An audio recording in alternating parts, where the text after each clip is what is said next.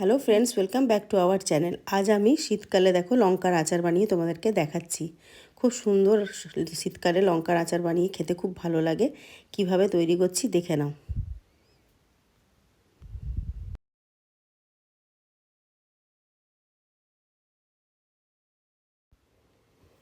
লঙ্কাগুলো ভালো করে ধুয়ে জল ঝরিয়ে নিতে হবে, যেন লঙ্কার গায়ে একটু যেন জল না থাকে। এরপরে বটিতে এইভাবে লঙ্কাগুলোকে প্রত্যেকটা লঙ্কা এইভাবে চিড়ে নিতে হবে। দেখতেই পাচ্ছ কিভাবে আমি চিড়ে লঙ্কাগুলোকে রেখেছি। এরপর আমি মশলাগুলো দেখো কী নিয়েছি।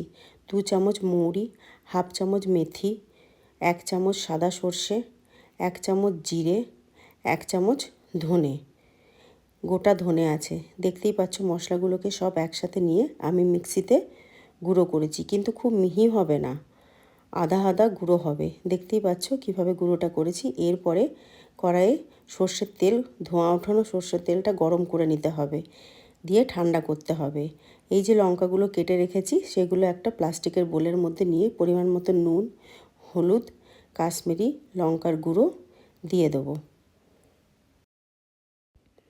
এরপরে এগুলো ভালো করে আমি মিক্স করে নিচ্ছি। এরপরে এর মধ্যে একটু কালো জিরে দিয়ে দিলাম, গোটা কালো জিরে দিতে হবে। আর এটা আমি দিচ্ছি হিং, একটুখানি হিং দিয়ে দিলাম।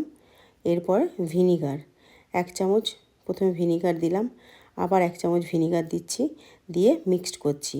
এইভাবে মিক্সড করছি। আর এর মধ্যে আমি একটু আমচুর গুঁড়ো দিয়ে দিলাম। এই মশলাগুলো, যে মশলাটা আমি গুঁড়ো করে রেখেছি সেটাও আমি দিয়ে দিচ্ছি। এরপরে এই মশলাটা দিয়ে যে মিক্সড করছি তখন আমি কিন্তু একটু একটু করে ভিনিগার নিয়েছি স্পুনে করে, আর মিক্সড করেছি। দেখো ভিনিগার নিয়েছি আর মিক্সড করছি। আর স্পুনটাতে দিয়ে ভালো করে যেন মশলাগুলো লঙ্কার গায়ে ভালো করে যেন লেগে যায়, সেভাবে কিন্তু মিক্সড করতে হবে।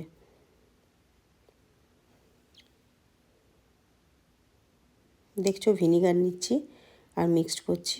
এইভাবে কিন্তু ভিনিগার নিয়ে নিয়ে মিক্সড করতে হচ্ছে।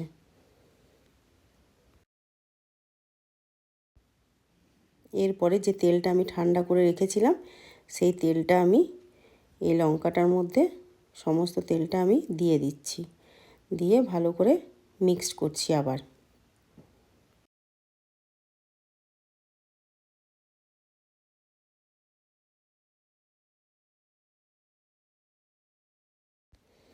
এইভাবে এটাকে মিক্সড করে নেওয়ার পরে 2-3 দিন আমি রোদে দিয়ে দেবো।